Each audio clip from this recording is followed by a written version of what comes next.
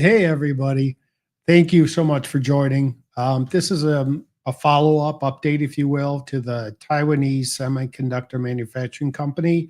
It's a TSM is the acronym. So I'll might start converting to just the acronym if you watch my previous video. There is a class action lawsuit that I was made aware of yesterday through researching. It was the case number has been a couple different versions, but I'm going with what's on the filing, and it's 5:24-CV-5684. Okay.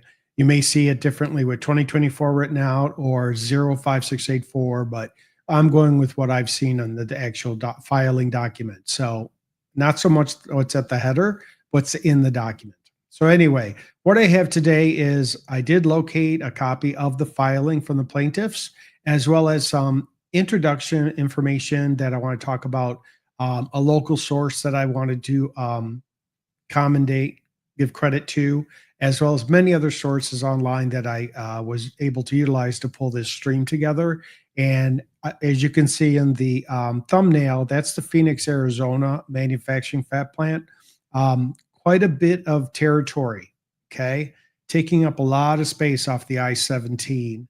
And this has been in our local magazine, a couple of articles written over the last couple of years. So I'm going to go into opening that up, and then I'll go into the filing itself, okay? I keep looking at myself because it's hard to look at a little green dot. So let me go back to here. Make that bigger so y'all can see it. So it's called the Valley Vibe. I'm giving them credit because they're a local magazine, and it's a monthly community magazine serving the North Phoenix Valley, specifically along the I-17 corridor. And it's from Anthem to Notera. And if you looked on the map, you would see what I'm talking about. It's a wide area. It was founded by a team of media professionals, and the areas include North Phoenix, Desert Hills, and Anthem. It may reach the New River area that we've talked about in previous streams, but right now those are the cited cities that you will, if I will.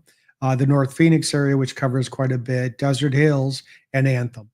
From their homepage on their website, which I put I put in the description as well as in the document here, fresh, local, and relevant content. We welcome to the Valley Vibe, the North Valley's monthly community magazine, serving our neighbors along the I-17 corridor from Anthem to Notera. Our magazine is founded by a team of dedicated media professionals, seasoned in reporting, writing, and producing local news right here in the North Valley.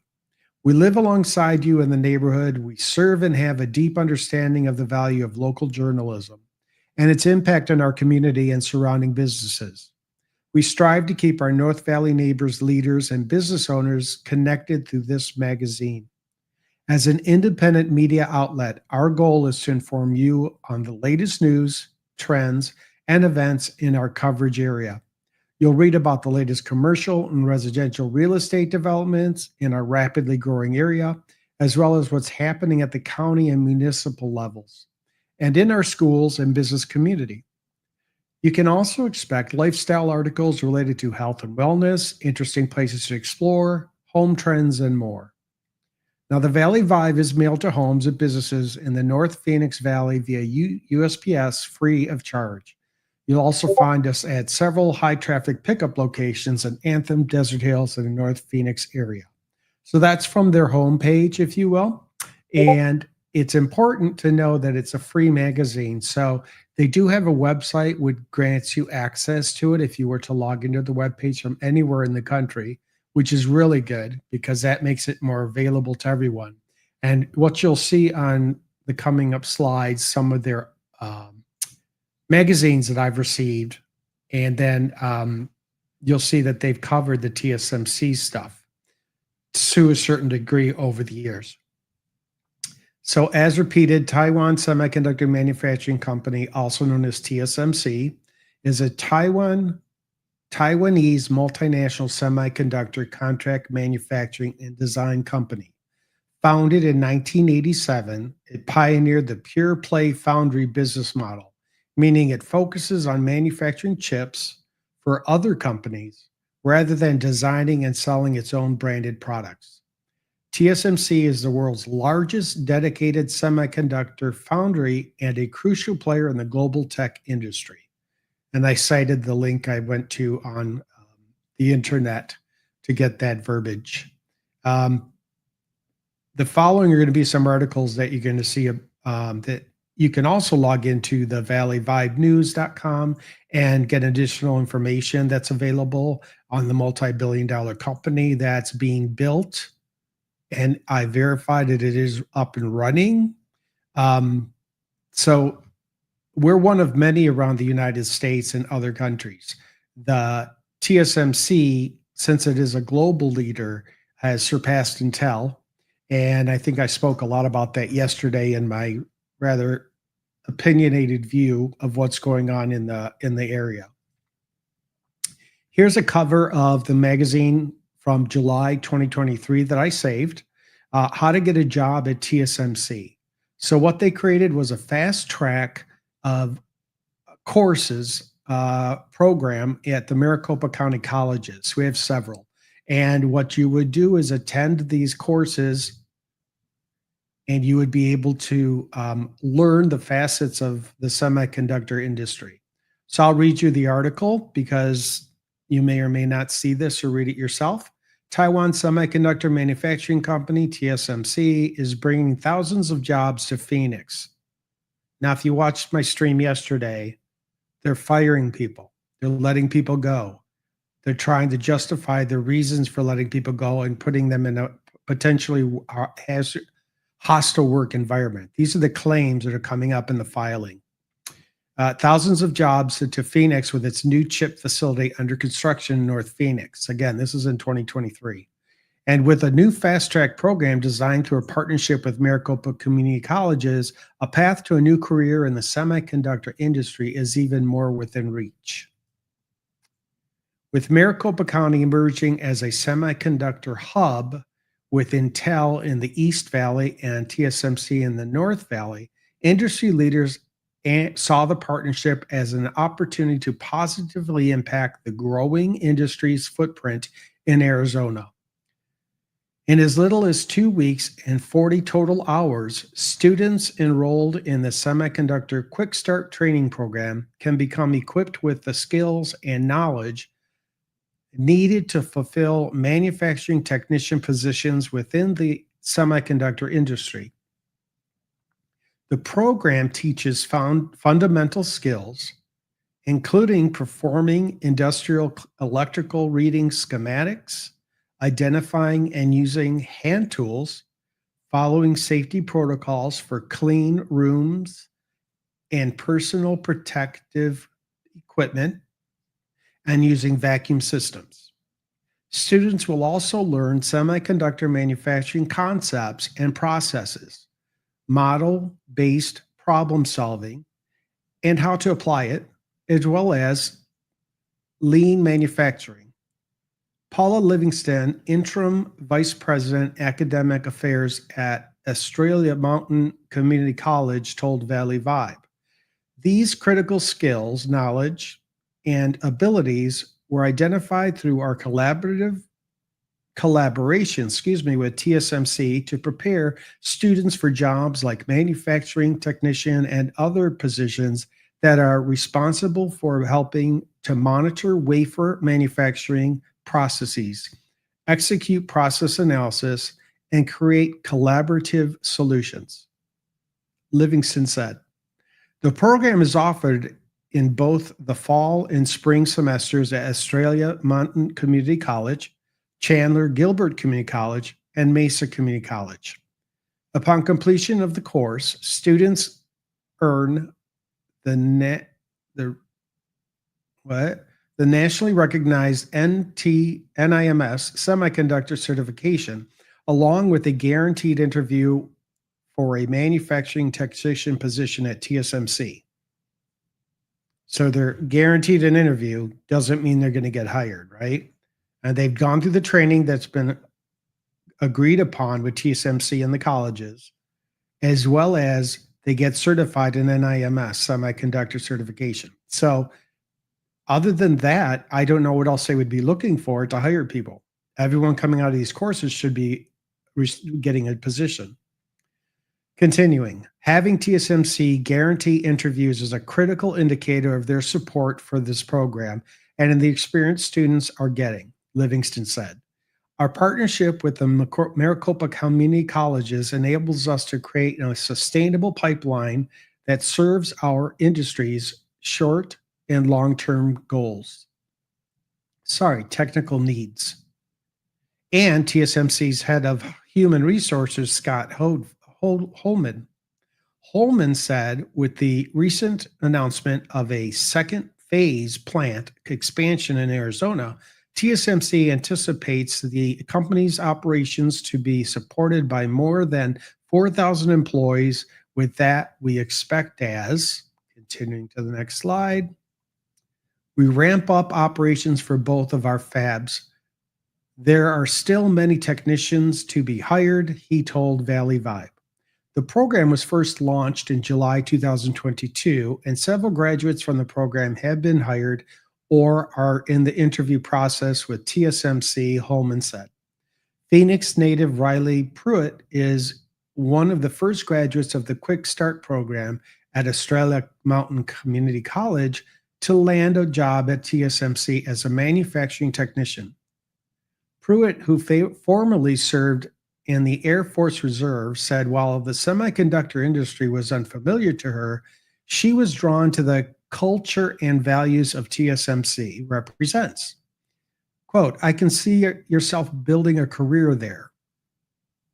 I can see myself building a career there, said Pruitt, who completed the course in summer of 2022 and has been with TSMC since September 2022.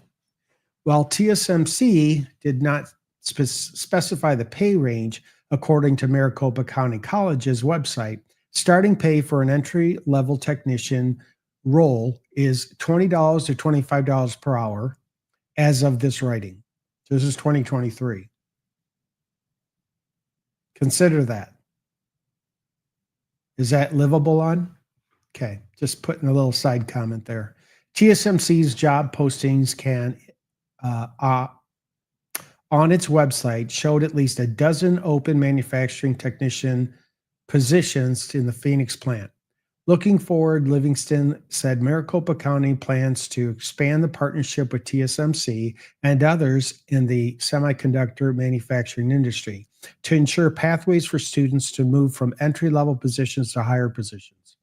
A waitlist has formed for fall 2023 classes. To learn more about the program and course schedule, visit this website, and you'll see it's Maricopa,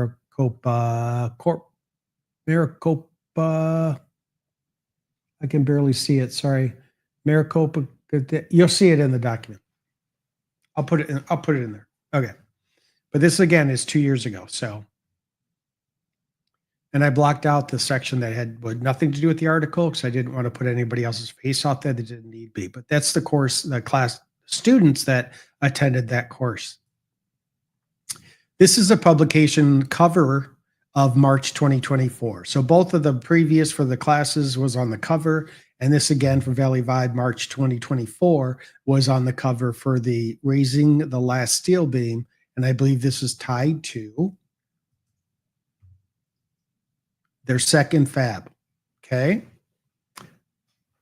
TSMC raised the last steel beam into place last month on the company's second semiconductor fab near I-17 and Loop 303. The semiconductor giant also completed the topping milestone on the second fab's auxiliary buildings, which will supply the necessary utilities infrastructure to the fab clean room. Today's topping milestone of our second fab was a momentous occasion for us and our outstanding constructive partners. TSMC Arizona would not be possible without the hard work and craftsmanship of the nearly 12,000 trade workers on this site each day, said Brian Harrison, president of TSMC Arizona. Once operational, The two fabs at TSMC, Arizona will manufacture the most advanced semiconductor technology in the United States, creating 4,500 direct high-tech, high-wage jobs. TSMC's first fab, originally slated for completion later this year, was pushed back to the first half of 2025. The delay was mostly due to the need to bring temporary foreign workers over to lend their expertise on the equipment installation phase, and TSMC spokesperson told Valley Vibe. So they're already starting to bring others over from Taiwan and China and possibly other countries. Now we'll get into the claim. The claims of discrimination safety issues in a lawsuit against TSMC. It's a class action lawsuit. It was filed November 8th, 2024. So it's been over 6 months, okay?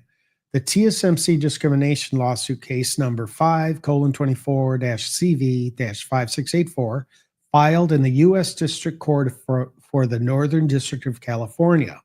The lawsuit alleges a pattern and practice of employment discrimination by TSMC against individuals who are not of East Asian race, Taiwanese or Chinese national origin, or citizens of Taiwan or China.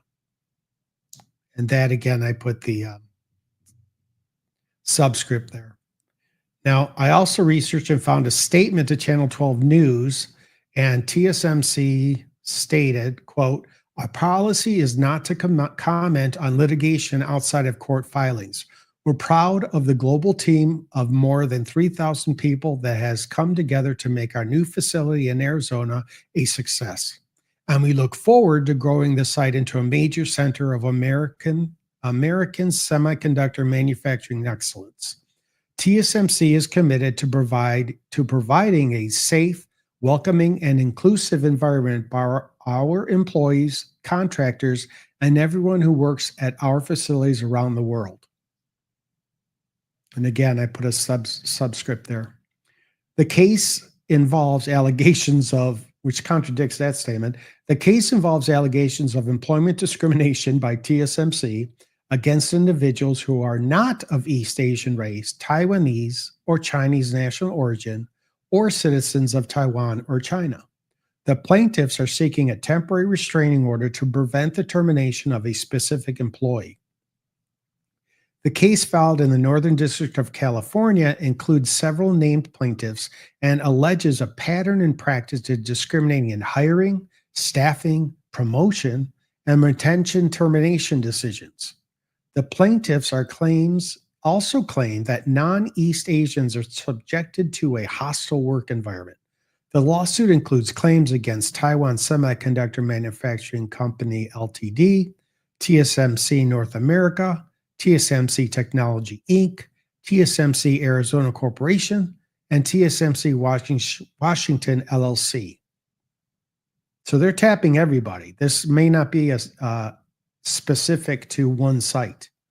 A temporary restraining order was requested specifically to prevent the termination of an employee named Michelle Bernardo and to reinstate her employment. The court has issued an interim order related to this request, according to a document from Justia, which is another site you can go to. I put a small little note there because I've noticed when I was researching that at the end of the case number, they either had EJD or KJD. And when I did the research, EJD stands for Executive Juris Doctor, which is a professional degree, and VJD was not anything I could find on the internet tied to an illegal terminology or acronym. So it may be a different country version. I don't know, but it is listed at the header of the, it is listed at the header of the document, the filing. So, and again, we have some more subscripts here.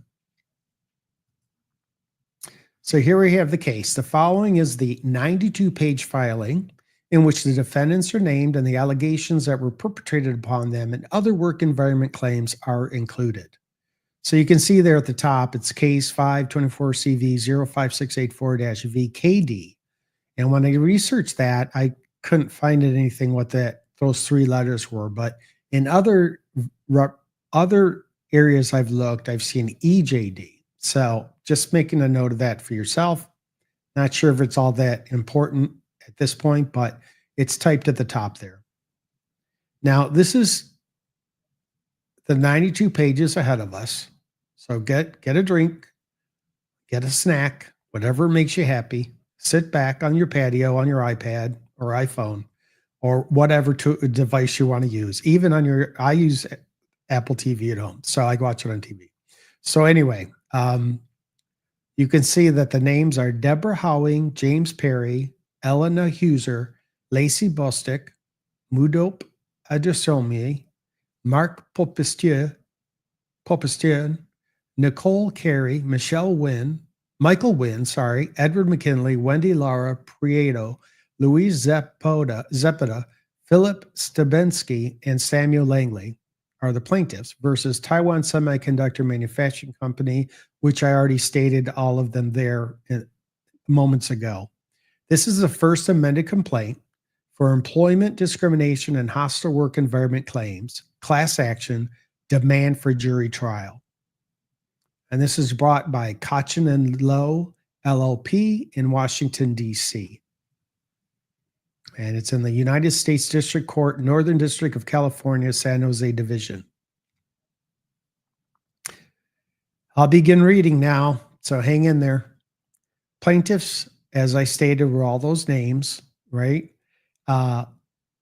Bring this action on behalf of themselves and two classes of similar situated individuals to remedy pervasive, ongoing race and national origin and citizenship discrimination by Taiwan Semiconductor Manufacturing Company, also known as TSMC Ltd, and all the others, and to redress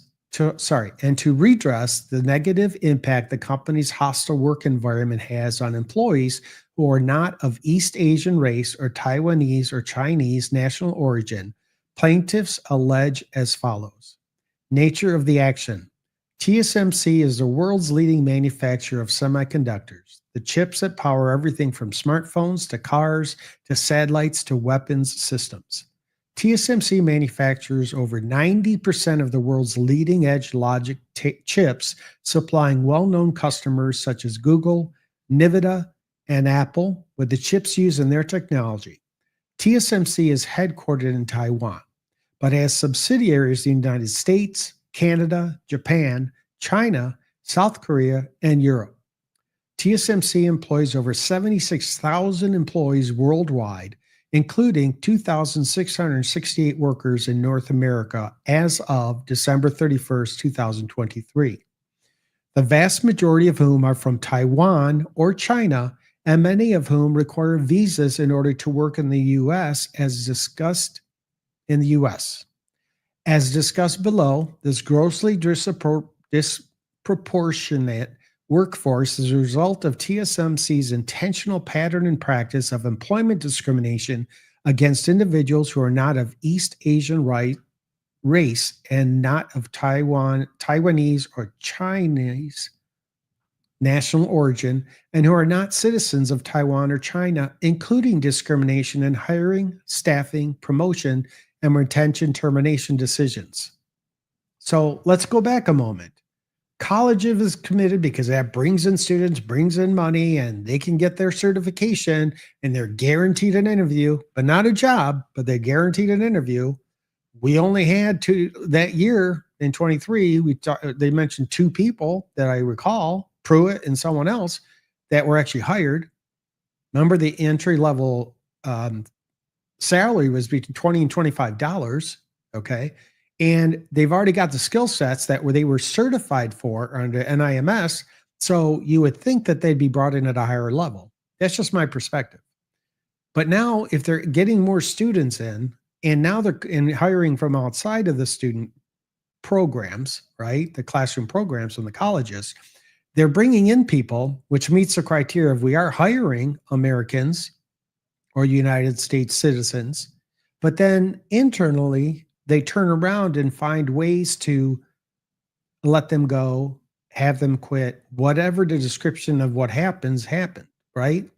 And then they have to say, well, we need a workforce, so we're going to bring over Taiwanese and Chinese workers via work visas. And don't forget my previous video about all the homes that they purchased in advance of. I'm wondering if any of these United States citizens that were hired were given also homes to live in, or were they just expected to live wherever they're at and live off of $20 to $25 an hour? I pray that their health coverage was really good too, because they seem to be, based on what they've alleged, going through a lot mentally, and that's not good for anybody. Number two, in addition to TSMC's routinely subject non-East Asians, including those who are not of Taiwanese and Chinese descent, to a hostile work environment where verbal abuse, gaslighting, isolation, and humiliation is common and oftentimes leads to the constructive discharge of these employees.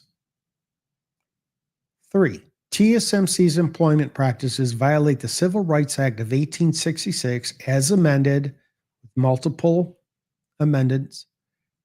Plaintiffs seek on their own behalf and on behalf of two classes of similarly situated individuals declaratory, injunctive, and other equitable relief, compensatory, and punitive damages, including pre- and post-judgment interest, attorney's fees, and costs to redress TSMC's pervasive pattern and practice of discrimination and hostile work environment.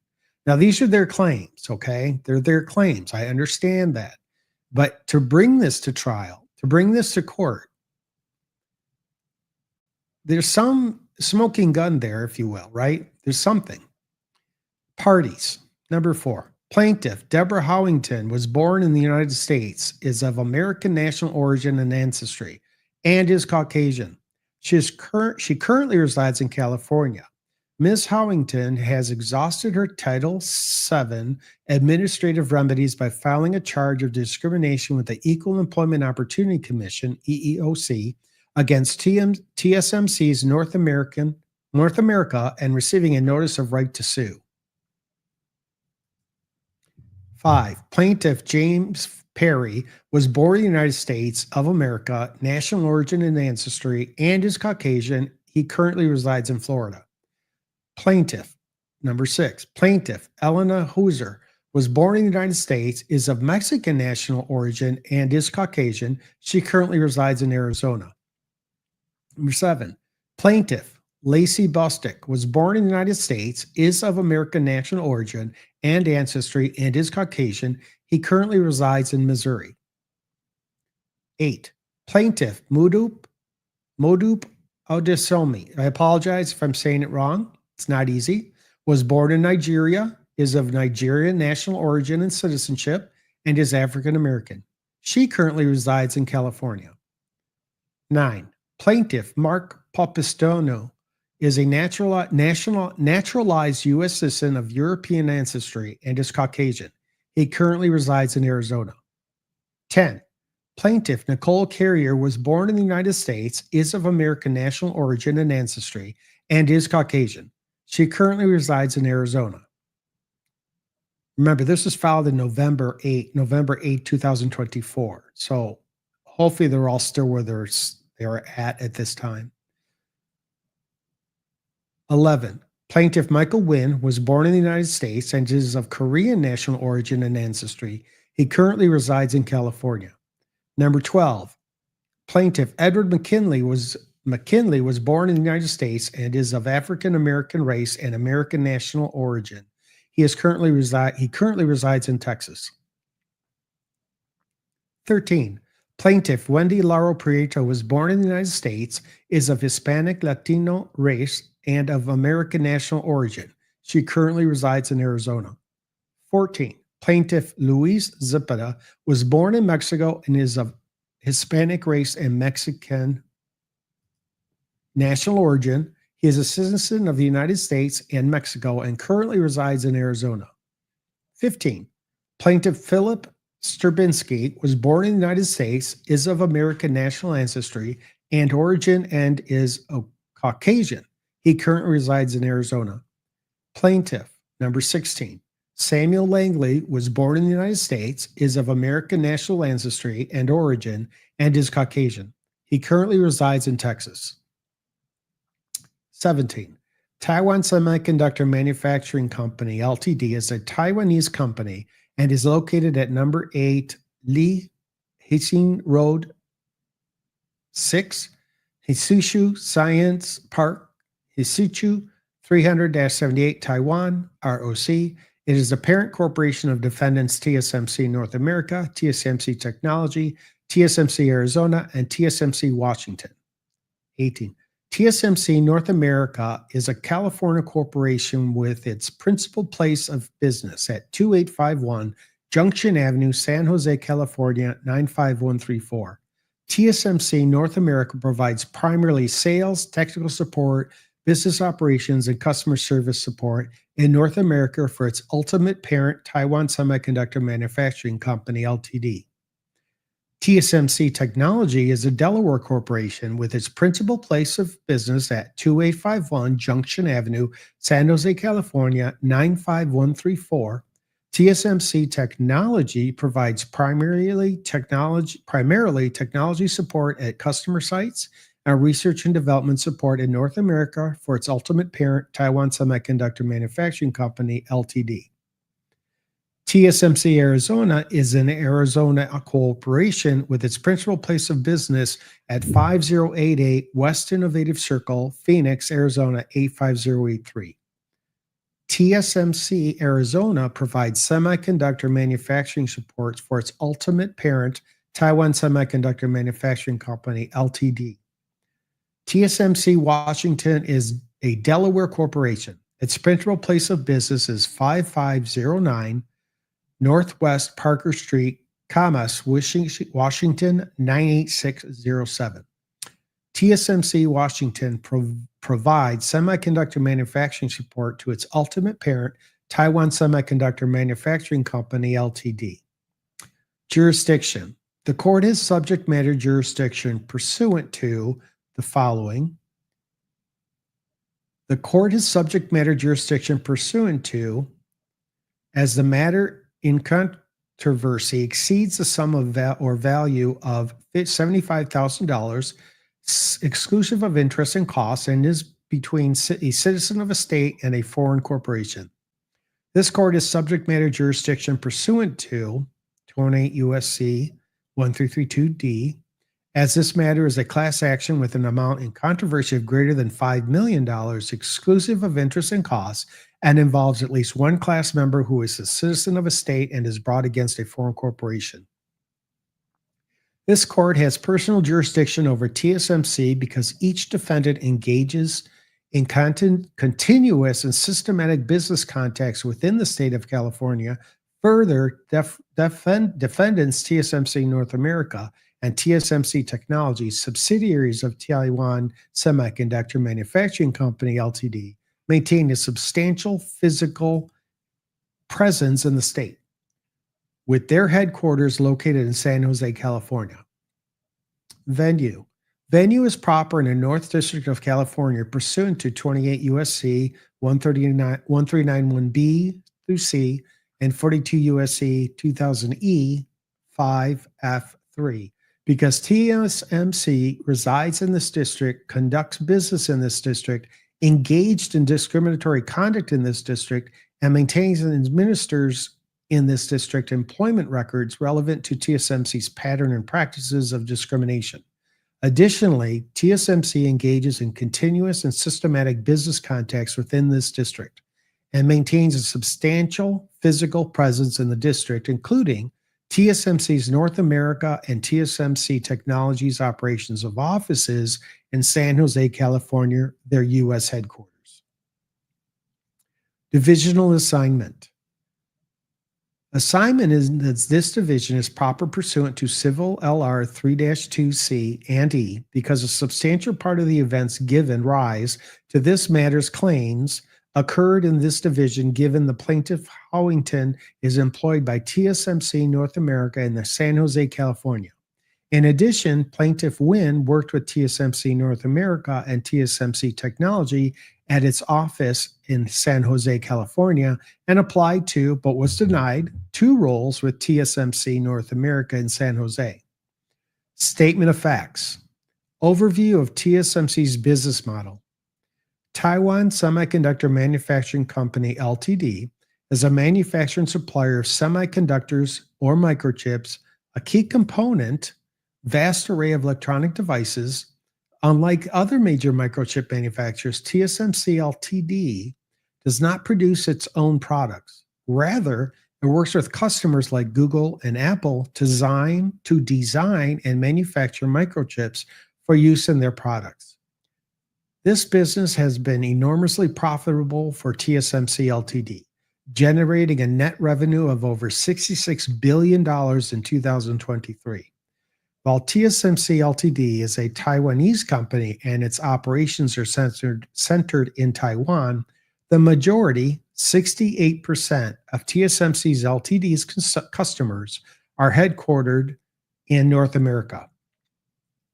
As such, TSMC Ltd. has also established a strong presence in the United States, including through the operation of its subsidiaries, TSMC North America and TSMC Technology, both of which are headquartered in San Jose, California, proximate to many TSMC's key Silicon Valley-based customers. Those 2 entities employ approximately 600 individuals in the United States, mostly in San Jose, California, but also in Austin, Texas, San Diego, California, Boston, Massachusetts, and Washington, D.C., and focus primarily on research and development, R&D, and sales, which entail working closely with customers to create and innovate chips to be manufactured at TSMC's facilities. TSMC North America is also the employment entity for TSMC's Human Resources, HR, function that supports both TSMC North America and TSMC Technology in the U.S. and Canada. TSMC Ltd. also maintains a factory for semiconductor device fabrication, or fab, in Washington State under the TSMC Washington employment entity, and has plans to build 3 fabs in Phoenix, Arizona, under the TSMC Arizona employment entity. Construction on the first Arizona fab began in 2021, and commercial production is targeted in 2025. In December 2022, TSMC Ltd. announced plans for the second fab, which is currently under construction. And TSMC Ltd. just recently announced plans for its third fab in Phoenix, Arizona in April 2024. TSMC's plans for the latter 2 fabs were announced after the Biden administration passed the CHIPS and Science Act, the CHIPS Act, which designated $53 billion to boost semiconductor manufacturing in the U.S. Those applying for CHIPS Act funding committed to guaranteeing all workers access to a safe environment that is free of harassment, discrimination, and retaliation, and were required to submit a plan demonstrating appropriate investment and commitments to recruit, train, hire, retain, and upskill a skilled and diverse workforce. TSMC submitted a diverse plan for applying for CHIPS Act funding and, in return, was awarded $6.6 billion in direct funding under the Act to support TSMC's Arizona facilities.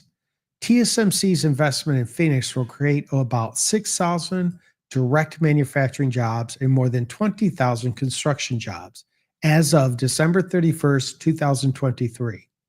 TSMC employed 2,668 employees in North America, the vast majority of whom work in the U.S., with plans to drastically increase that number in the coming years as it completes construction on its Arizona fabs. Let me stop there. That was in the end of 2023. Plans for 2 more fab to be built by 2024 and up and running by 2025. I look at this one and I got an article written on March 4th, 2025, and it states President Donald Trump on Monday, so that week, on Monday announced that Taiwan Semiconductor Manufacturing Company will make an additional $100 billion investment in its U.S. advanced chip manufacturing operations, bringing TSMC's total American investments to approximately $165 billion. Did they pay back the CHIP Act money that they received? The $6.6 billion? That's a question that can be answered, right? Easy enough. We need the Senate or the Congress to open up a hearing on the TSMC. This will create hundreds of billions of dollars in economic activity and boost American dominance in artificial intelligence and beyond. There's a quote from Trump, who said it Monday at the White House. The president joined TSMC chairman and CEO C.C. Wei during the announcement. This is March 4th, 2025, okay? So that's only 3-4 months ago. Do you see the challenge here? The words that stuck out in my mind is, this will create, this is in the quote, this will create hundreds of billions of dollars in economic activity and boost Americans' dominance in artificial intelligence and beyond. What about the workers who want to just live and collect a paycheck and take pride in their work? And according to this lawsuit, class action lawsuit no less, so there's multiple people, not just one person, and who knows how many others, but they focused on the dollars instead of about the people. And I feel bad that President Trump didn't address anything along those lines, because this has been outstanding since November 2024, referring back to 2023, even mentioning 2021. And this was from 2025 that he made that quote, said that quote, with the chairman and CEO of TSMC, C.C. Wei. And I've looked him up. I saw his picture. Look him up. Look for yourself. Happy-go-lucky. I guess people with a lot of money don't have to feel any pressure about anything. They find the way, you see. They find the way. Okay, back to the document, the filing. TSMC's discriminatory scheme and hostile work environment. TSMC Ltd. And its subsidiaries have willfully disregarded diversity commitments TSMC made in the CHIPS Act application, for which TSMC received $6.6 billion in government funding. And while TSMC claims that it believes strongly in the value of a diverse workforce, its leaders have made clear that the company has a cultural preference for Taiwanese and Chinese employees. As Morris Chang, TSMC's former CEO, who remains the company's public face, stated in 2021 talk, computers of different brands can often be hooked together, but not people of different culture. That's a quote. He also stated that the fact that TSMC's top flight executives can deliver top results in Taiwan is no guarantee of similar performance when they are posted overseas. Despite these reservations, TSMC Ltd. was motivated to grow its U.S. presence due to its proximity to TSMC's customers and the U.S. government's willingness to provide billions in funding.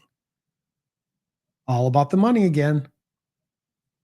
However, in growing its U.S. workforce, TSMC prefers to employ people of East Asian race and Taiwanese or Chinese national origin, including by bringing workers over from Taiwan and China on visas rather than hiring locally. Did I not just bitch about that yesterday? I think I did. This preference is reflected in every aspect of TSMC's U.S.-based business, in sales, R&D, engineering, manufacturing, and even in HR and administrative support roles. For instance, in 2023, 80% of employees hired at TSMC North America and TSMC Technology, which primarily do R&D and sales in the U.S., self-identified as Asian. Similarly, approximately half of the hires to TSMC Arizona that are slated to work at the Phoenix fabs have been deployed on visas from Taiwan. How disrespectful is that? Take the money and bring your people from your own countries to work here in the United States. Did we not just make commitments with training people with the colleges?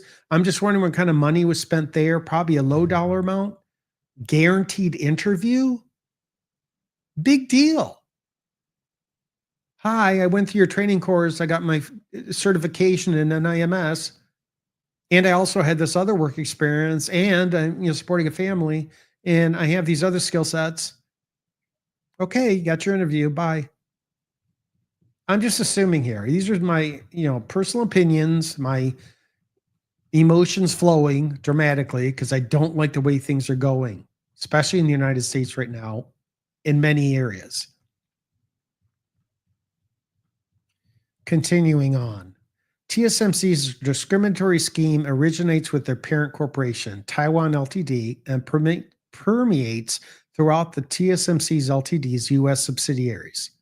TSMC North America, TSMC Technology, TSMC Arizona, and TSMC Washington.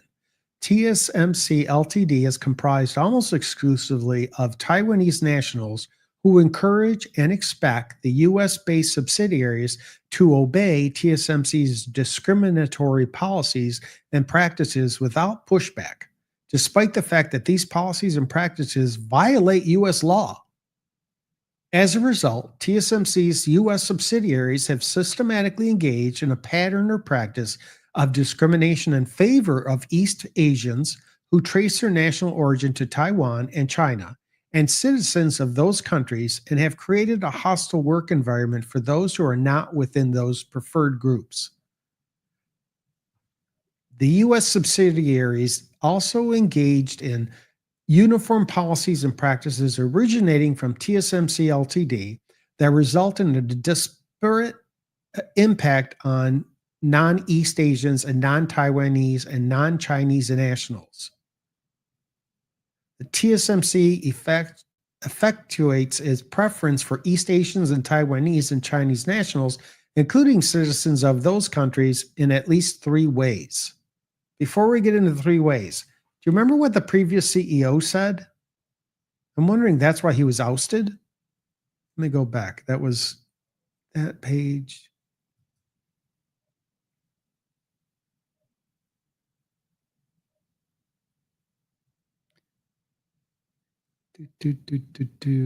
TSMC's former CEO, who remains the company's public face. Okay, that's not good. Morris Chang. So we're going to look him up. Let's see what I can get him, what he looks like.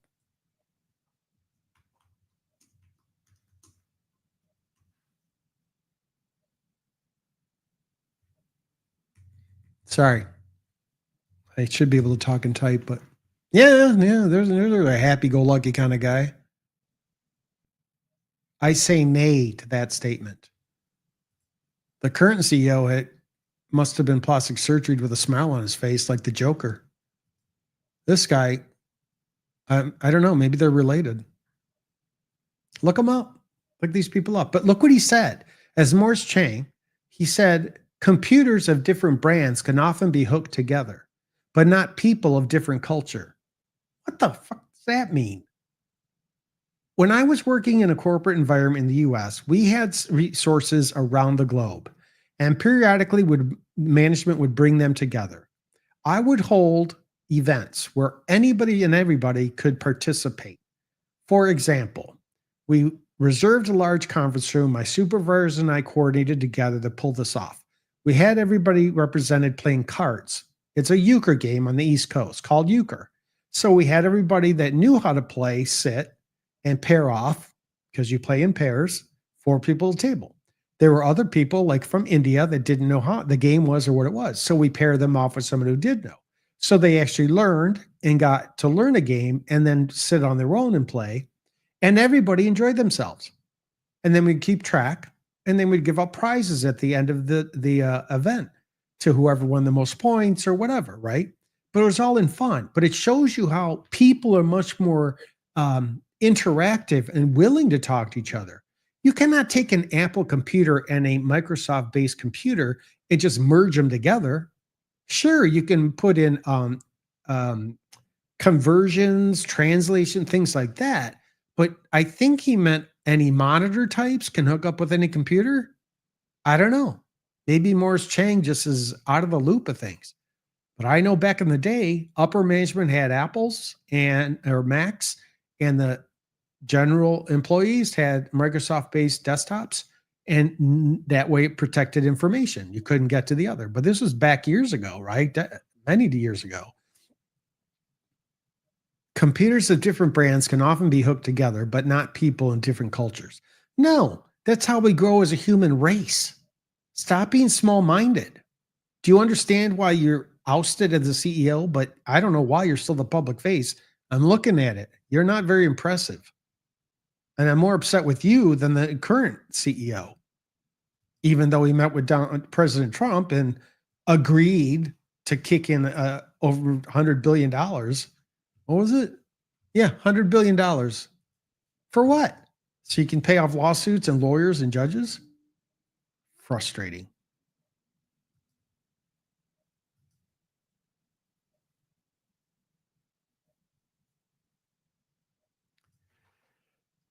Excuse me. Sorry about that. I think we're back a slide. Yes. So let me just repeat that last sentence that I stated. TSMC, in fact, effectuates its preference for East Asians and Taiwanese and China nationals, including citizens of those countries, in at least three ways. First, East Asians and Taiwanese and Chinese nationals, including citizens of these countries, are preferred in hiring. In many instances, the HR from TSMC Ltd. In Taiwan sends HR in the US the resumes of Taiwanese Chinese candidates in the United States that typically already have the ability to work in the US, who they have already vetted and found suitable for hire. The US HR team then simply hires these Taiwanese Chinese candidates without question, even if no open roles have been posted in the US, in the rare instances that when TSMC posts the job roles that these candidates ultimately fill, the jobs are posted for only a very short period of time, and candidates who apply are typically not reviewed or interviewed. That happens a lot.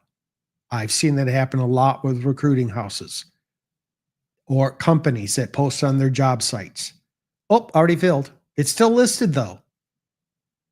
Too lazy to take it down? The job posting are similarly closed, and then the preferred Taiwanese Chinese candidates referred by the TSMC Ltd. In Taiwan are hired. Hiring managers at TSMC America, TSMC Technology, TSMC Arizona, and TSMC Washington prefer to interview and hire Taiwanese and Chinese candidates, including those candidates who speak Mandarin, despite there being no foreign language requirement for the job openings in the US. Candidates are specifically asked to provide their national origin when applying to the company so that TSMC's recruiters and hiring managers can advance the only members of its preferred groups and hiring processes. That makes me sick. Just makes me sick to my stomach. That's like right up there with nepotism. It's right up there. We need a word to describe this.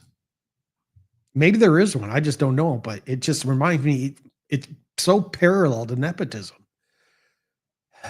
Recruiters in the US have also been explicitly instructed by the Taiwan headquarters, Taiwan HQ, global recruitment program leaders that the goal for recruiting new graduates from US universities is to hire primarily Taiwanese and Chinese candidates, and to target only universities known to have higher populations of Taiwanese and Chinese students. Invitations to TSMC job fairs per the instruction of Taiwan HQ are in Chinese so as to only attract students of TSMC's preferred race and national origin. As a result of these practices, interview and hiring reports document a clear preference for Taiwanese and Chinese US new graduate candidates and hires. What does that tell you? They're setting it up.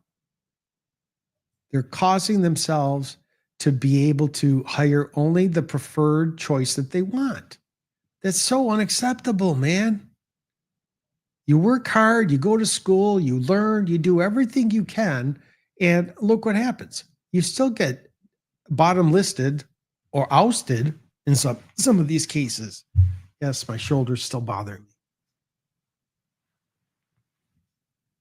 And they made a commitment with the colleges and universities here to just do this quick start program.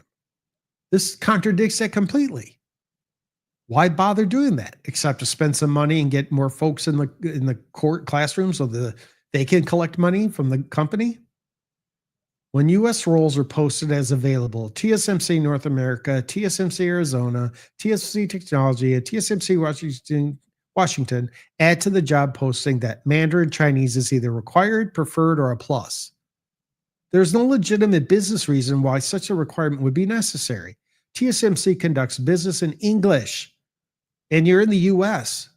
It's kind of the highest and most spoken language next to Spanish, and requires proficiency in English, not only for U.S. employees, but also for employees at Taiwan HQ and other countries in which TSMC operates. As such, a TSMC employee in the U.S. do not need proficiency in Mandarin Chinese, even if communicating with colleagues abroad. Rather, the language requirement is used to attract TSMC's preferred candidates, Taiwanese and Chinese citizens, and to dissuade non-East Asian, non-Taiwanese, and non-Chinese candidates from applying to roles. When non-East Asia, non-Taiwanese, and or non-Chinese candidates do secure an interview, the hiring managers, most of them are East Asian, often make excuses to reject them to effectuate TSMC's cultural preference for East Asia employees and employees of Taiwanese or Chinese national origin. The above practices allow TSMC to effectuate its preference for candidates that are East Asian, Taiwanese, and or Chinese, including those on visas, without explicitly stating it, and believe TSMC's claims that it hires East Asians, Taiwanese citizens, and or Chinese citizens due to a lack of U.S. talent in the semiconductor industry. You put on a certification course in the Arizona area. Are you not doing it across the board? You kind of shoot yourself in the foot, don't you think? Moreover, TSMC's bias towards East Asians and Taiwanese and Chinese citizens extends beyond HR, recruitment, and hiring. The company similarly discriminates its engineering and lower-end technician jobs, such as job inspecting, maintaining, and cleaning equipment. With respect to engineering and technician jobs, TSMC reportedly requires minimal experience or qualifications from applicants in Taiwan for jobs in the U.S. Conversely, TSMC requires many U.S. hires to train in Taiwan for 6 months to a year or longer for these positions, a requirement that was designed to further TSMC's goal of culling the pool of non-East Asian and non-Taiwanese Chinese prospective employees. During the training period in Taiwan, U.S. employees were routinely excluded by their Taiwanese colleagues who oftentimes speak exclusively in Mandarin in their presence and denigrate by management and are subject to a hostile work environment. TSMC's bias in favor of East Asians, Taiwanese, and Chinese citizens was even apparent when it was hiring construction workers to build its first Arizona fab via TSMC's affiliates United Integration Services, UIS, and Marketech International Corp. TSMC chairman Mark Liu complained of an insufficient amount of skilled workers to build the facility and planned to fly workers in from Taiwan. Another one. TSMC agreed to focus on local hiring for those positions only after massive and public outcry from Arizona labor unions. While TSMC's affiliates hired some U.S. workers for those construction jobs, TSMC has subjected those workers to horrifying work conditions at a work site plagued with safety and environmental concerns and a general disregard for human life and safety. This unsafe environment is partially a result of TSMC Arizona having systematically replaced U.S. hires with responsibilities related to U.S. regulations, including Occupational Safety and Health Administration, OSHA. I know about OSHA. Lots of standards there that you can't breach. Otherwise, you are penalized up the wazoo or even shut down. with visa workers from China or Taiwan who have minimal work experience and no knowledge of those regulations. Yeah, it's called READ. One construction worker report. I'm sure they have OSHA and Mandarin. What do you think? Could be, maybe. If they don't, you'd use a translator. You're coming from a country that has this technology, for God's sake. So I don't know if God is the right deity. Sorry, I don't know. Our construction worker reported anonymously that when he or she started working at the site, all workers went through a safety training program. But out in the field, that worker never saw the people who ran the program or its safety protocols enforced. Other complaints included to used in the organization, TMC took no action to correct the practice. In engineering positions, non-East Asians and non-Taiwanese Chinese citizens are denied training opportunities that would allow them to thrive, for instance, in the 2021 timeframe. That's 4 years ago. Bad time in my life, let me tell you.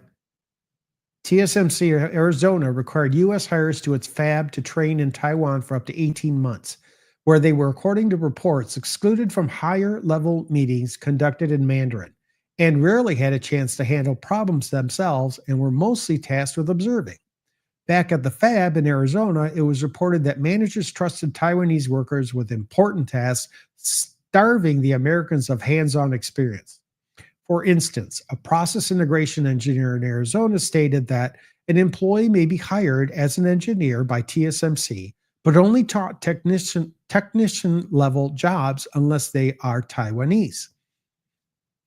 An employee at TSMC's Washington fab complained that upper management tends to play favorites with Taiwanese workers, favoring and assisting Taiwanese engineers. Americans training for engineering positions in Taiwan reported of a meeting at which a manager said Americans were less desirable than Taiwanese and Indian workers, according to people who saw leaked notes which they were circulated among trainees. Pretty powerful. You don't write shit down, man. To encourage animosity between the Taiwanese and U.S. employees, and have spoken of memorandums from higher management having surfaced that contain disparaging remarks about U.S. employees who, quote, are constantly seen as a subpar. Sweet, end quote. Employees assert the TSMC has fostered a culture in which senior American leaders within the company are apprehensive about voicing concerns due to potential job repercussions from executives based in Taiwan. People they don't even know or know them. Never met them. That'd be quite interesting, right? Non-East Asian employees and non-Taiwanese Chinese citizens are also reviewed more harshly than the East Asian colleagues, including those who are Taiwanese and Chinese citizens, which inhibits their advancement in the company. Employees at TSMC North America, TSMC Technology, TSMC Arizona, and TSMC Washington are evaluated by their managers, and the available rankings are outstanding, O, high satisfactory, S+, satisfactory, S, and needs improvement, I. East Asian employees and Taiwanese and Chinese citizens are consistently ranked higher than those not in the preferred groups. At TSMC, a rating of S or below has significant implications as rating as a factor in calculating an employee's annual bonus payout, with higher bonuses being paid to those who rate with ratings of S+ and O. And employees who receive ratings of S or below are less likely to be promoted and receive lower bonuses, and more likely to be forced to leave the company or are eventually terminated. For example, in 2023, Taiwanese assignees visa workers from Taiwan were particularly favored in ratings at TSMC North America. It did not receive ratings of less than an S in the 2023 review cycle, even if they performed poorly. In addition, these workers received their expected bonus regardless of their performance ratings, and if they were identified to be failing, were simply transferred to another role or another TSMC location. It is understood that East Asian employees, particularly Taiwanese and Chinese assignees citizens, receive an extra boost in every aspect of their employment at TSMC. including in job assignments, performance ratings, and bonus payouts. Third, non-East Asian employees and non-Taiwanese Chinese citizens are either terminated or constructively discharged at much higher rates than their East Asian counterparts, including those Taiwanese and Chinese citizenship, and are frequently replaced with East Asian employees, including assignees from Taiwan and China. For example, since 2022, TSMC Arizona and TSMC North America have removed the majority of non-East Asian managers and leaders hired by the subsidiaries and replaced them with East Asian employees, maintaining that non-East Asians in management roles primarily only in a select number of customer or public-facing positions. In addition, despite its promise to focus on local U.S. hiring, approximately half of TSMC Arizona's 2,200 U.S. workforce is comprised of assignees from Taiwan. TSMC's anti-American culture, practice of denying training and advancement opportunities to non-East Asian employees and non-Taiwanese Chinese citizens, and practice reviewing non-East Asians more harshly contribute to the higher termination rates for non-East Asian employees. TSMC Ltd. And its subsidiaries also create a hostile work environment for non-South Asian, non-Taiwanese, and non-Chinese employees that causes them to resign at higher rates. These resignations constitute acts of constructive discharge by TSMC. For instance, a process integration engineer in Arizona stated that the company had recently begun to bully some employees into resigning due to poor performance without proper training, and that those who quit are often replaced by Taiwanese locals. TSMC also routinely subjects non-East Asian, non-Taiwanese, and non-Chinese employees to a hostile work environment where American workers are constantly yelled at and referred to as stupid or lazy. Non-East Asian and non-Taiwanese and non-Chinese workers are also excluded from meetings or business-related conversations, which are often conducted in Mandarin. They are similarly denied training, as training materials are written in Chinese, and critical information needed for work is withheld by Taiwanese management, which stymies American employees' ability to advance within TSMC. At TSMC, it is common for American workers' strong performances to be downplayed or discredited, and Americans are reviewed more harshly by TSMC, resulting in lower appraisal scores and fewer promotions or opportunities for advancement. It is also common for American workers to be talked to in a condescending manner by management, for their opinions to be discredited, or for them to be publicly humiliated in front of coworkers. Employees who are not East Asian, Taiwanese, or Chinese are micromanaged by Taiwanese management, and many have their job responsibilities stripped away. As a result of TSMC's hostile work environment, many non-East Asian employees are forced to take protected leave under the Family Medical Leave Act due to the incredible stress and anxiety caused by TSMC's conduct, and oftentimes are forced to resign from the company, i.e., they are constructively discharged. A bullshit term. In addition, TSMC Ltd. And its subsidiaries engage in employment practices that result in a disparate impact on non-East Asian and non-Taiwanese Chinese applications and employees alike. Specifically, TSMC maintains a program whereby employees are able to refer their friends and family members for employment with the company, and those referrals are then preferred in hiring decisions. Because a large percentage of TSMC's workforce is Taiwanese and Chinese, a disproportionate number of referrals and ultimately hires are of East Asian race and Taiwanese or Chinese national origin. In addition, TSMC maintains work assignment practices that favor visa employees, referred to as assignees, in U.S. roles. Visas are expensive, costing thousands of dollars for each work permit, because TSMC wants to ensure that all visas it applies for and receives are used. Visa employees are preferentially staffed into U.S. roles so that TSMC obtains the maximum return on its investment. As a result, U.S. roles overwhelmingly are assigned to visa workers, And visa workers are often used to replace local hires, including local hires in management roles. While these assignment practices are race and national origin neutral, because the vast majority of employees for whom TSMC secure a visa are Taiwanese, as that is where the parent company, TSMC Ltd, and majority of TSMC's workforce is located, these practices result in the disproportionate staffing of East Asians and Taiwanese citizens in U.S. roles, to the detriment of non-East Asians and non-Taiwanese workers. Do you not see the problem with this, America? President Trump, you're accepting $100 billion 2-3 years later, after less than 6 months, when this was sent to the court. Has anyone mentioned it to President Trump about what they're doing?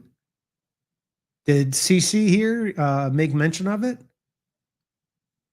No, I know. We'll just throw more money and then everybody will be happy. It's never going to get to us.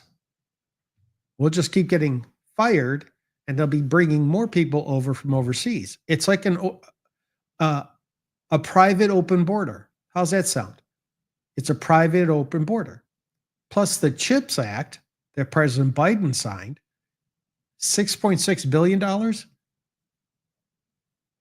Give me that money. Let me show you how things work. Further, TSMC's U.S. subsidiaries often include Chinese Mandarin language requirements to job postings. Despite the fact that fluency in English is a requirement for employees at TSMC, including TSMC Inc., and business is supposed to be conducted by the company in English. When recruiting college graduates for U.S. roles sends invitations for career fairs in Chinese, these language requirements, while not expressing any preference for a certain race or national origin, dissuade non-East Asians and non-Taiwanese Chinese applicants and employees from applying to job roles, and as a result, East Asian candidates being hired at disproportionate rates as they more often meet the language requirement. How dare you add that language in there?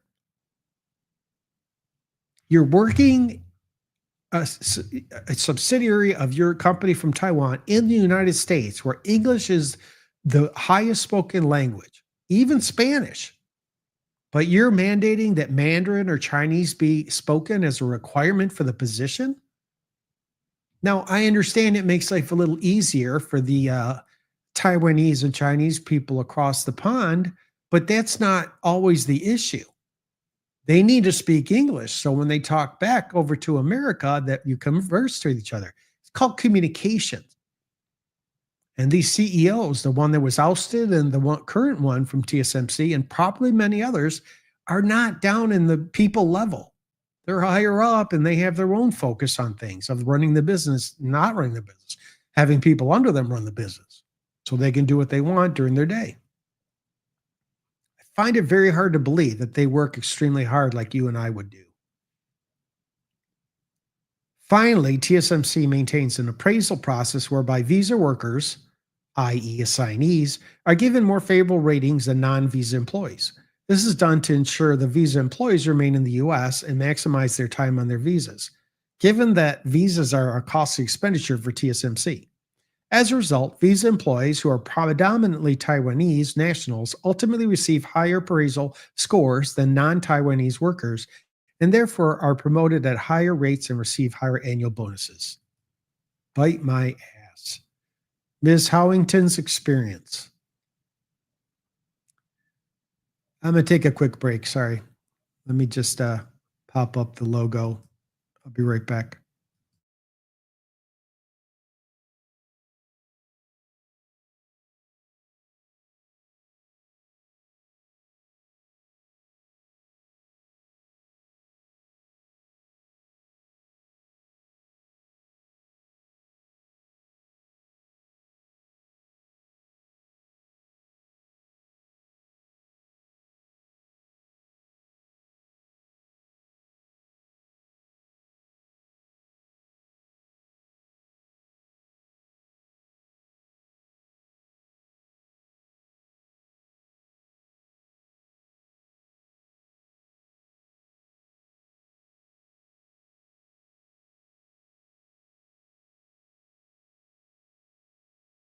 Okay, I'm back. Hi.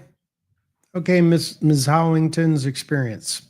Deborah Howington is a talent acquisition leader, HR basically, who has spent her career working in human resources. She specializes in all aspects of recruitment and is committed to diversity and inclusion. Keep that in mind. It's based on our perception of diversity and inclusion. Okay.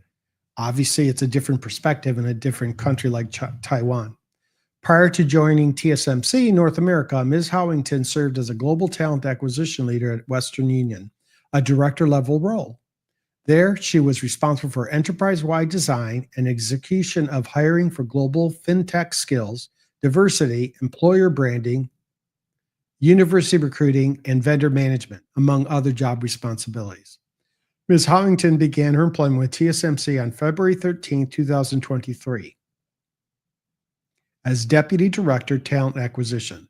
Ms. Howington is employed by TSMC North America in San Jose, California, and supported hiring at 3 TSMC entities: TSMC North America, TSMC Technology, and TSMC Canada.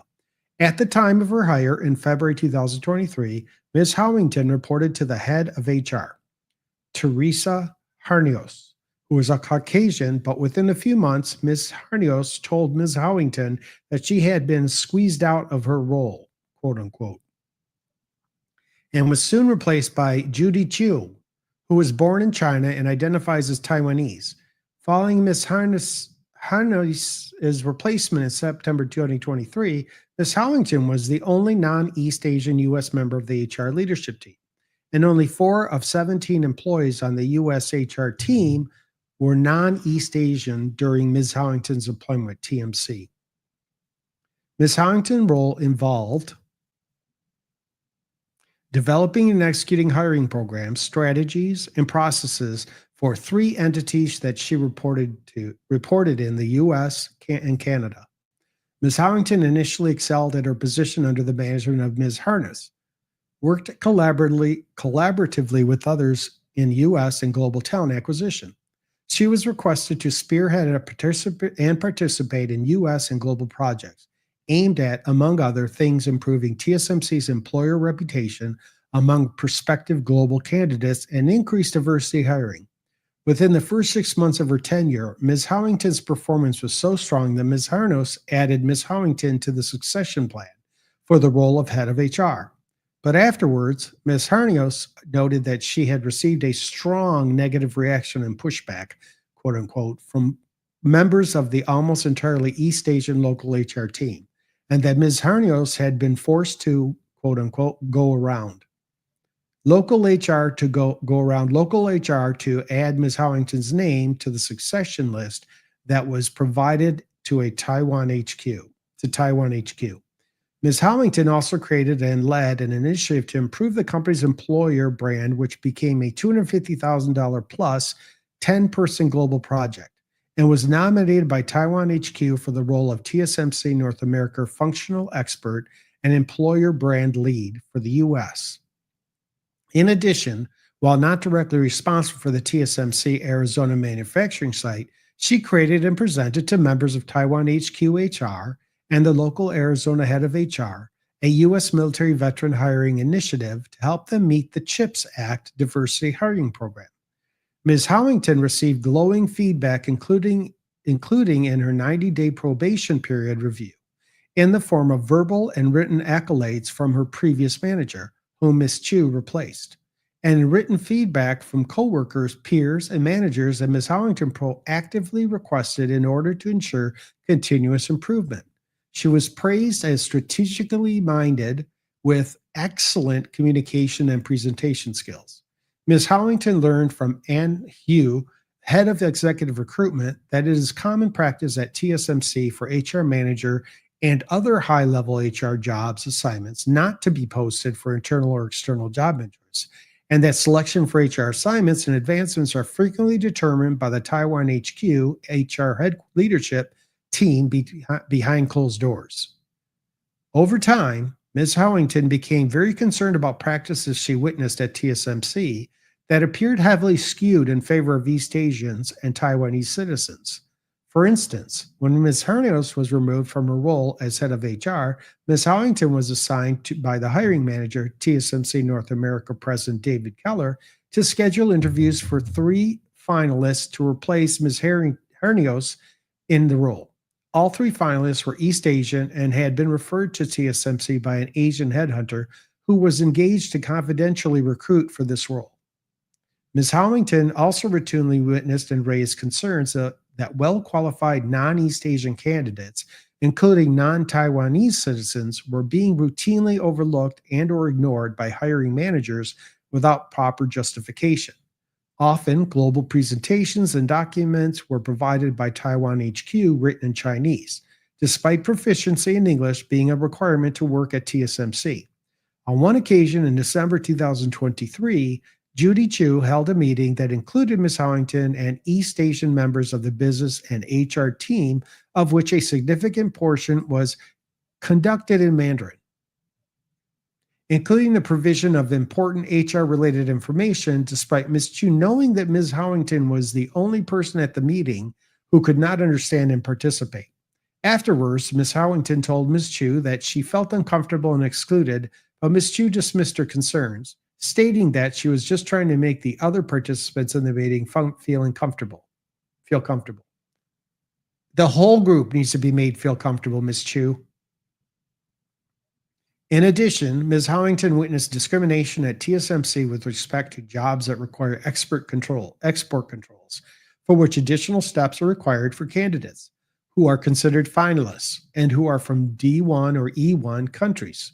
While TSMC's export control policy states that candidates can be asked to provide their nationality only once they are a finalist for an export control job, hiring managers at TSMC would often ask for nationality information in advance of determining the finalists for a role, and would historically reject or ghost candidates from a D1 or E1 countries, resulting in discrimination against employers from those countries. While the People's Republic of China is a D1 country, managers and leaders valued the candidate's ability to speak Mandarin, typically resulting in positive hiring decisions for those candidates. When Ms. Howington reported this practice to TSMC North America's legal team, including to Senior Director Stephen Cholum and Manager Chu Lian Lim, Ms. Lim was dismissed of Ms. Hogan's concerns, dismissive, blew her off, ignored her. What other word do you want to use? And Ms. Howington's request that export control training be provided for the hiring managers. When Ms. Howington pressed further for the training, Ms. Lim agreed to look into it with Taiwan HQ. Ms. Howington ultimately learned that while the training was given, it was provided only to Mr. Schulman and not to the TSMC hiring managers. In August 2023, Ms. Howington and her 3 recruiters were approached by Nick Tassi, Director of Technology. Mr. Tassi requested that Ms. Howington and her team not interview any D1 candidates at the request of a major TSMC customer.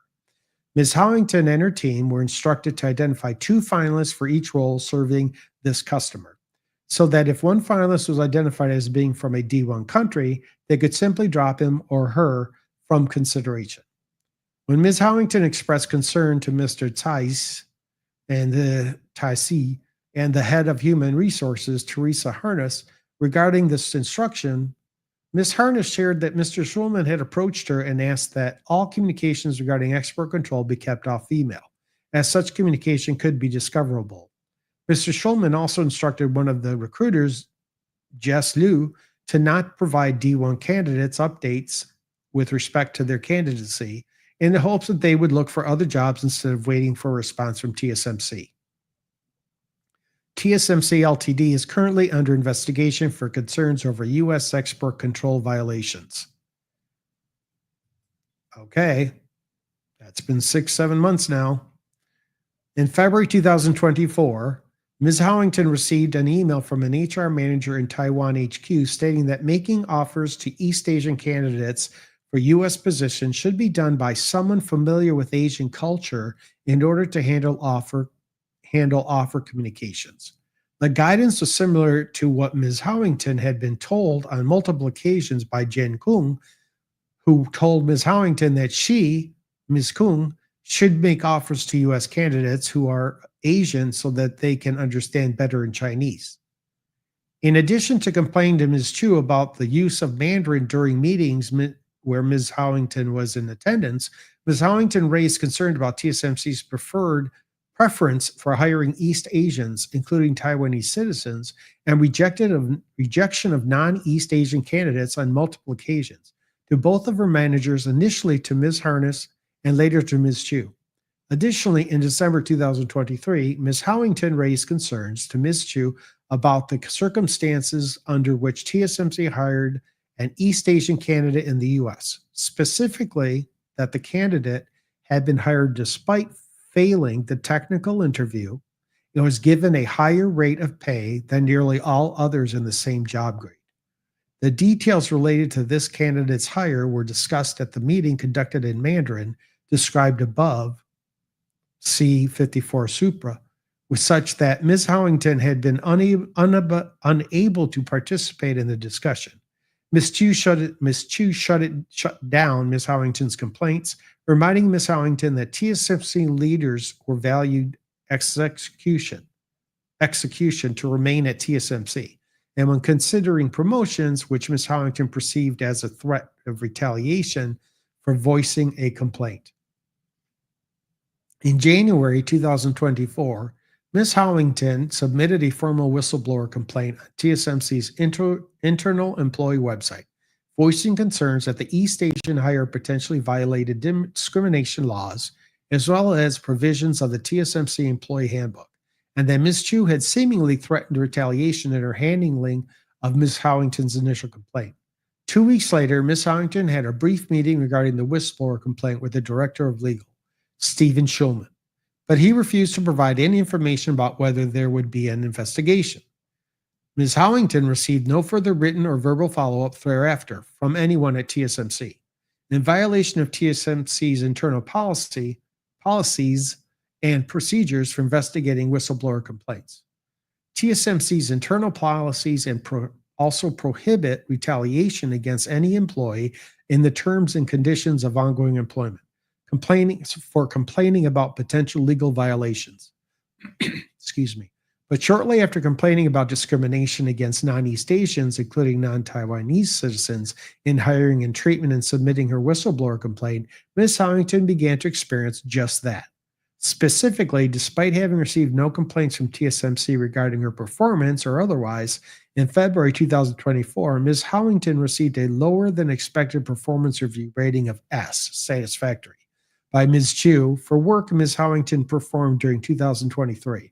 Ms. Chu refused to provide any details in writing for this lesser performance rating, and when Ms. Howington requested examples and specific details substantiating the rating, Ms. Chu not only refused to provide them, but responded by telling Ms. Howington that she would now either be placed on a performance improvement plan, PIP, or face other HR intervention due to her poor performance, even though the performance rating, while unjustly low, was still S for satisfactory, not an I rating, which indicates needs improvement. Ms. Howington was shocked by this reaction from Ms. Chu, as none of Ms. Chu's prior communications had included any of her perpetrated concerns about Ms. Howington's performance, verbally or in writing. And Ms. Chu's new critiques of Ms. Howington's performance were mostly vague and generalized. Following this performance review discussion, Ms. Howington realized that at least 50%, two of the four non-East Asian members on the HR leadership team in the U.S. received S satisfactory ratings in February 2024 for their performance of 2023. Scamming. After Ms. Chu shared this unjustifiably low performance review rating with Ms. Howington, Ms. Chu began bad-mouthing Ms. Howington's performance to colleagues and peers publicly, insinuating that Ms. Howington appeared confused and making other disparaging comments during leadership meetings regarding Ms. Howington's capabilities when Ms. Howington asked for clarification and additional information. By comparison, when East Asian HR team members asked for clarification of additional performance during leadership meetings, Ms. Chu answered them without hesitation or comment. Shortly thereafter, Ms. Chu and other team members began withholding resources and support from Ms. Hollington. For instance, Ms. Chu refused Ms. Hollington's request to add temporary staff after Ms. Hollington lost 50% of her team in January 2024 and experienced a significant and extended increase in workload while making baseline accusations that Ms. Hollington was lying to Ms. Chu about the need for support. Ms. Hollington complained about Ms. Chu's treatment to Ms. Chu's direct manager, TSMC North American President David Keller, and her dotted line manager, Laura Ho, the global head of HR in Taiwan HQ. But both individuals dismissed Ms. Hollington's concerns, directed her back to Ms. Chu. Ms. Hollington later learned that it is common at TSMC to withhold resources and support from employees that the company wants to get rid of, with the goal of creating a workplace environment so severely burdened that the incumbent will decide to leave. Ms. Hollington was made aware of multiple instances of this occurrence at TSMC North America and TSMC Arizona. Ms. Chu was similarly critical with other non-East Asian HR employees, but was never critical about the East Asian HR team members. For instance, Ms. Chu told the HR leadership team, HRLT, is a leadership meeting that the HR program manager, Catherine Agarpo, who is not Asian, was making mistakes, was not doing a good job, and needed help. Ms. Chu said the same of a non-East Asian recruiter, Nick Barojo Trumbo, who directly reports to Ms. Hollington. Specifically, Ms. Chu told Ms. Hollington that in preparing Mr. Baragua Trumbo's performance rating, Ms. Hollington should weigh feedback from the HRLT that he was making mistakes, not doing a good job, and needed help.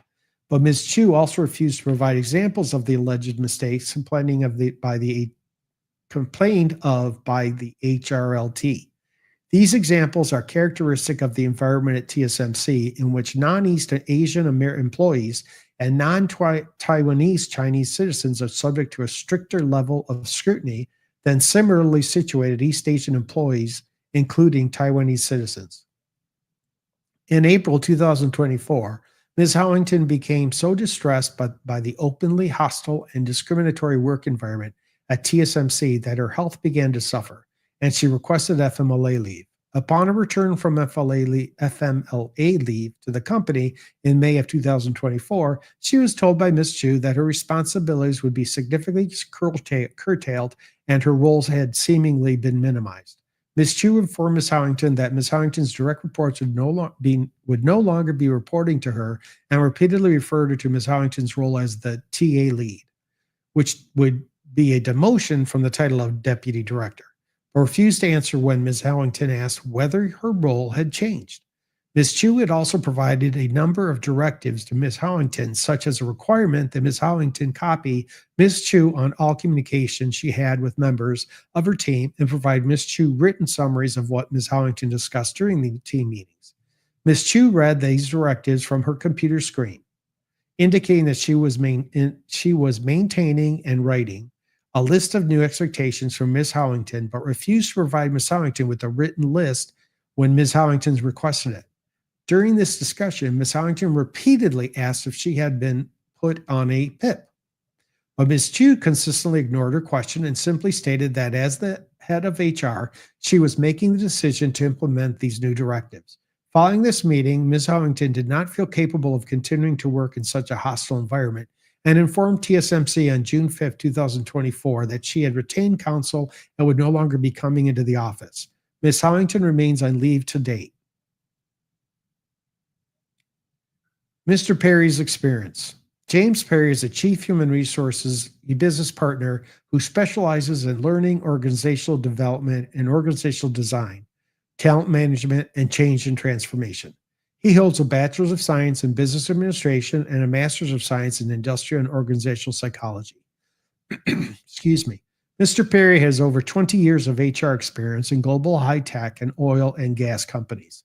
He served as a subject matter expert at translating business needs into talent management and organizational performance solutions, and has extensive experience leading global organization and people transformations and the drive revenue growth, employee satisfaction, and positively impact business results. Mr. Perry worked as the head of learning and organizational development and culture of TSMC Arizona from July 2022 to August 2023. He was recruited to the company by Scott Holman, the chief of Human Resources Officer, or CRO, for TSMC, who has since resigned from the company. Mr. Perry was hired by TSMC Arizona just as the company was starting to grow in the United States. As part of his onboarding, Mr. Perry spent 3 months in Taiwan undergoing mandatory training so that he understood TSMC's business model. During that time, it became readily apparent that TSMC's business model was to work employees into the ground, to not respect employees' opinions or contributions, and for employees to follow any command issued by leadership, irrespective of whether it was safe or not, or ethical. When Mr. Perry returned to the United States, he began working as a temporary office in Phoenix, but later moved into TSMC's new office building in the same city. The new office building had all glass windows and overlooked the fab construction site. The construction site itself was plagued with safety and environmental concerns, and there was a general disregard by TSMC for construction workers' lives, who were predominantly non-East Asian, non-Taiwanese, and non-Chinese.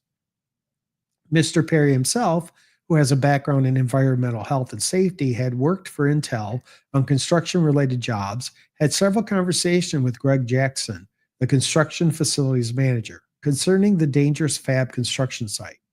During those conversations, Mr. Jackman informed Mr. Perry that the Taiwanese construction manager he reported to would constantly berate the non-Taiwanese construction workers, and that morale among this group was low as a result. As the head of learning and organizational development and culture for TSMC Arizona, Mr. Perry was responsible for coaching the senior staff and leadership team to help integrate two diverse cultures, that of the Taiwanese staff who had traveled to the U.S. for work, and that of the American staff who had been hired locally in the U.S. However, Mr. Perry's role was quickly diminished by TSMC. He was expected not to voice his opinion or challenge members of Taiwanese leadership, and any attempts to train Taiwanese U.S.-based leaders on U.S. culture were futile. Mr. Perry would conduct workshops with the Taiwanese managers as part of his role. The subject of one such workshop was the current culture of TSMC and the culture the company wanted in the future, which was attended by approximately 150 employees at the workshop. Taiwanese leadership expressed a desire for a militant and authoritative culture where employees obey commands without question and offer no pushback. One female, a frontline manager at the meeting who is Taiwanese, began crying and stated, "I'm so embarrassed. Americans are lazy. They don't work hard enough. They don't know enough, and they don't know commitment." These discriminatory comments towards Americans were common at TSMC Arizona. During Mr. Perry's employment, he heard Americans being called lazy and not hardworking by members of management who were predominantly Taiwanese and Chinese, and employees who refused to consistently work 12-hour days were considered poor performers. While TSMC Arizona hired a number of non-Taiwanese and non-Chinese workers while Mr. Perry was employed by the company as part of its efforts to expand TSCM, they misspelled it, TSMC's presence in the U.S., the company quickly replaced all U.S. managers with individuals of Taiwanese descent. In fact, during Mr. Perry's tenure, approximately 10 to 15 Americans who had been hired to work in human resources for TSMC Arizona left the company due to discrimination and TSMC's hostile work environment. Mr. Perry personally witnessed a number of these female employees leaving meetings in tears, having been berated and denigrated by Taiwanese management. TSMC's preference for East Asian and those of Taiwanese and Chinese national origin is reflected in the demographics of the company managers and executive leadership. In one of the off-site meetings led by Mr. Perry, all 106 frontline managers were in attendance, were of the Taiwanese national origin, and TSMC's executive leadership team is exclusively made up of those of Taiwanese and Chinese descent. Mr. Perry resigned from TSMC Arizona in August 2023, unable to further tolerate the hostile work environment and TSMC's refusal to accept American culture and legal norms. Mr. Perry filed a written complaint with TSMC's HR department during his exit interview, specifically noting that his resignation was being compelled by the discriminatory and hostile treatment from manufacturing leaders, and specifically naming Ted Chang, senior director of HR, who is Chinese, as an individual who had expressed negative and hostile behavior towards Mr. Perry and other non-Taiwanese and non-Chinese members of HR. On information and belief, TSMC Arizona has since retaliated against Mr. Perry following his constructive discharge. Mr. Perry joined the Oracle after leaving TSMC. Now, within the first 6 months of his employment, he was notified by Oracle's legal department that he had received an anonymous complaint that from someone at TSMC. The complaint was ultimately investigated as unsubstantiated by Oracle, but it put Mr. Perry's employment with the company at risk. Ms. Holzer's experience. Eleanor Holzer is a human resource business partner with over 15 years of relevant experience. She holds a bachelor's degree in communications from Arizona State University.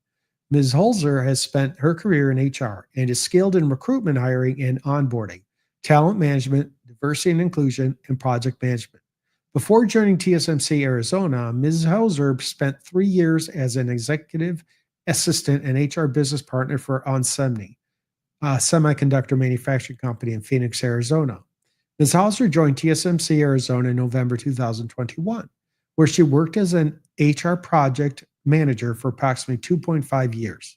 Ms. Hauser was responsible for overseeing 2 employee experience programs, TSMC's Arizona's Canteen, Cafeteria Project, and its Wellness Center, Medical Clinic, and ensuring that employees were taken care of with respect to their meals and offering medical care in the Wellness Center.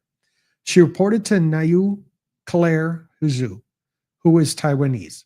Ms. Huzu had no prior HR experience and was assigned to Ms. Hazer's team only because the Arizona fab was not yet up and running and she had no actual work to do in the fab. When Ms. Hazer joined TSMC Arizona, her HR team was comprised of about 10 members, those of whom were from Taiwan. And TSMC Arizona was approximately 80% American and 20% Taiwanese. It was understood that the company were going to integrate with U.S. culture and strive to become a diverse U.S. company, aligning to operate separately from TSMC's corporate headquarters in Taiwan. However, after Ms. Hoser had been with TSMC Arizona for approximately 1.5 years, there were a complete switch in the company's business model and attempts to localize. TSMC sent a number of employees from Taiwan to the U.S., and every time a non-Taiwanese worker left the company, either on their own volition or via constructive discharge by TSMC Arizona, a Taiwanese national replaced them. Many of the Taiwanese nationals were on visas. TSMC Arizona also leaned heavily on hiring employees' family members, resulting in a spike in the percentage of East Asian Mandarin-speaking employees in the United States. As TSMC Arizona increased its Taiwanese Mandarin-speaking workforce, it abandoned its efforts to integrate with U.S. culture and began operating in close alignment to TSMC's corporate headquarters in Taiwan, which was known for being oppressive and dictatorial. TSMC Arizona was approximately 80% Taiwanese when Ms. Hauser left the company in March 2024. While at TSMC, Ms. Hauser witnessed firsthand the discrimination faced by non-Taiwanese employees. The Wellness Center, for instance, was designed by Banner Health, which provided concierge-like medical information and services for assignees from Taiwan, immunizations, children's school physicals, information on where to deliver a baby, etc. U.S. employees, many of whom had moved in Arizona from other states to work, were not provided with the same medical assistance and mobile health care checkups where Banner Health medical vans traveled to apartment complexes where Taiwanese TSMC employees live to provide services. Excuse me one second.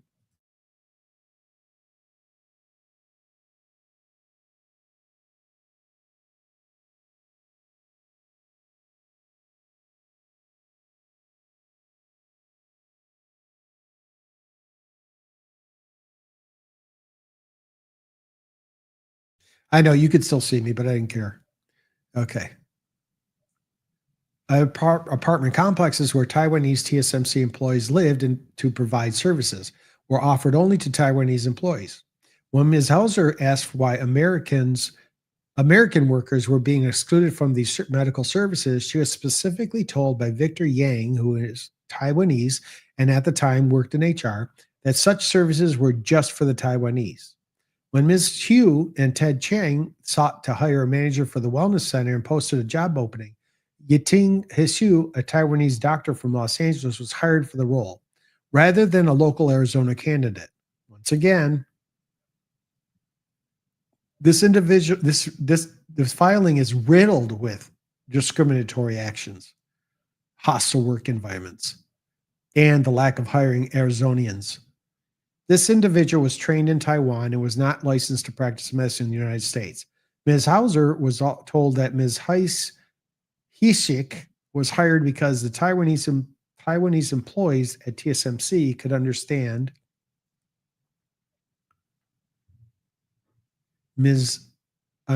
her. Ms. Hauser was excluded from the interview panel, which was comprised of Ms. Hasu and Chia Carey Yin Tao, who had been at TSMC Arizona for just 2 months at the time of the interview. In addition to seeing members of the human resources team replaced by Taiwanese workers, Ms. Hauser also saw the same practice followed with information technology IT workers. At TSMC, it was understood that in order to advance in IT, employees needed to speak and understand Mandarin, despite the fact that there is no Mandarin language requirement at TSMC, and business was supposed to be conducted in English. Discriminatory comments were also the norm at TSMC Arizona. Americans were called babies because, unlike Taiwanese workers, they objected to being yelled at and did not simply acquiesce to management's verbal abuse. Ms. Hauser was also personally impacted by TSMC's discrimination. She was publicly chastised for minor mistakes by the Taiwanese manager, while her East Asian colleagues' errors went unmentioned. If Ms. Hauser voiced an opinion different than that of her manager in a meeting, Ms. Hugh would immediately start speaking in Mandarin to exclude Ms. Hauser from the business conversation. Ms. Hauser was also excluded from meetings simply because she was not Taiwanese. Her manager, Ms. Hsu, would hold meetings with vendors and not include Ms. Hauser, and then would task Ms. Tao, a Taiwanese colleague who sat in the cubicle in front of Ms. Hauser, with relaying information from the meeting to Ms. Hauser. On one occasion, Ms. Hauser tripped on some flooring at work and fractured her ankle. She immediately sought medical attention and notified her then manager, Sean Lau. Mr. Lau dismissed the incident and berated Ms. Hauser for missing a conference call at Taiwan HQ during the time that she was receiving medical treatment. And each time Ms. Hauser voiced concerns regarding the disparate treatment of non-Taiwanese employees, her complaints were ignored. Taiwan HQ was aware of the harsh treatment to which American employees were subjected in mid to late 2023. Lynette Ni, Senior Director of Global Human Resources, traveling to Arizona from Taiwan HQ to meet with the HR team. At that meeting, she apologized for the treatment that the HR team had received from TSMC's Taiwan's management. While the HR team hoped that there would be a change in the TSMC's culture and management's behavior following that meeting, no such changes took place. And in the months following that meeting, the number of Taiwanese employees hired to replace American workers increased. By 2024, Ms. Hauser was working 60 hours per week for TSMC Arizona. Yet no matter how hard she worked and how much she contributed to the company, she was still not accepted and was still treated with hostility by her manager. Ultimately, Ms. Hauser was forced to resign by TSMC Arizona on March 3, 2024, due to the company's discriminatory treatment. Prior to her departure, Ms. Hauser had a conversation with Ted Chiang, Senior Director of Human Resources, who is from Taiwan, in which she complained of unfair treatment and asked why every time an American left the company, a Taiwanese national was put in the employee's place. Mr. Chang responded that it was because TSMC is an Asian company. At the time Ms. Hauser left TSMC Arizona, there were only 2 non-Taiwanese employees on her HR team, Ashley Renage and Nate Bird. And approximately 75% of the HR department was comprised of Taiwanese nationals. As of November 4th, 2024, only Ashley Ramage remains from Ms. Hauser's original team. So with that, I'm going to stop here. So I'll consider this part 1 of the reading of the filing. We're on page 41. There's a little more than halfway through, just under halfway through. So watch for my next stream and we'll continue this, okay? I know tomorrow I'm going to be covering the jury instructions on the Raoul Vallée, Connecticut versus Raoul Vallée case. So if I stream later on tonight, I'll do it then, or it'll be tomorrow night. But I'll be busy during the day tomorrow. So just want to let y'all know. Thanks so much for joining, and please subscribe, like my videos, take a look. All views are preferred, are appreciated. And we will pick up on page 41. Thank you. Watch the stream end. Don't forget.